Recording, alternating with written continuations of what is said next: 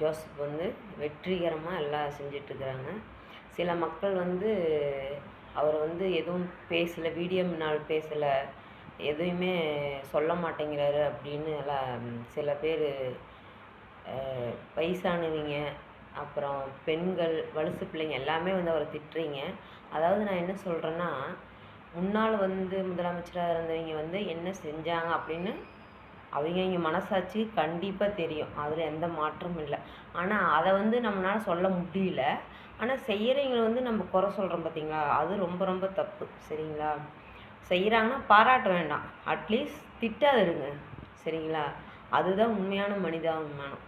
அதை விட்டுட்டு அவங்க ஏன் இல்லை, முன்னாள் முதலமைச்சர் ஏன் இல்லை, இவங்க புதுசாக வந்துட்டாங்க அப்படின்னு சொல்லி அதையே நிறைய பேர் வந்து இப்போ வந்து நிறைய பேர்னா ரொம்ப நிறைய பேர் இல்லை, அதாவது அந்த கட்சியில் இருந்தவங்க ரொம்ப ஒரு 70-50 வயசு இருக்கிறவங்க வந்து புரியாத சில பேர் திட்டுறாங்க. ஆனால் இந்த காலத்தில் இருக்கிற பிள்ளைங்க, இளைஞர்களும் சரி, இளைஞர்கள்னு ஒரு 2-3 பேர் அப்படி பேட்டி கொடுத்துருந்ததை நான் பார்த்தேன். அதாவது நான் என்ன சொல்கிறேன்னா, அவங்க ஃபஸ்ட்டு என்ன செய்கிறாங்கன்னு சொல்லி பாருங்கள். அதுக்கப்புறமா வந்து உங்கள் மனசாட்சி கேளுங்க. நம்ம மனசாட்சி சொல்லும், இவர் கரெக்டாக இருக்கிறாரா இல்லையா அப்படின்னு சொல்லி சொல்லும்.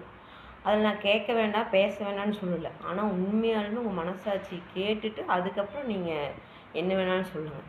இப்போ பாருங்கள், காலேஜில் வந்து இளைஞர்களுக்கெல்லாம் பாத்ரூம்பு எல்லாம் ஃபஸ்ட்டு மெயினாக வந்து பாத்ரூம்லாம் வந்து எவ்வளோ க்ளீனாக இருக்குன்னு தெரியுங்களா? ஒவ்வொரு பக்கம் போய் பார்த்தோம்னா, ஒரு கோயிலில், ஒரு காலேஜ், ஒரு ஹாஸ்பிட்டலில் இதெல்லாம் போய் பொது இடத்த பாத்ரூம்லாம் போய் பார்த்தீங்கன்னா துணியை வச்சு மூடிட்டு தான் போகணும், அந்தளவு ஸ்மெல் அடிக்கும்.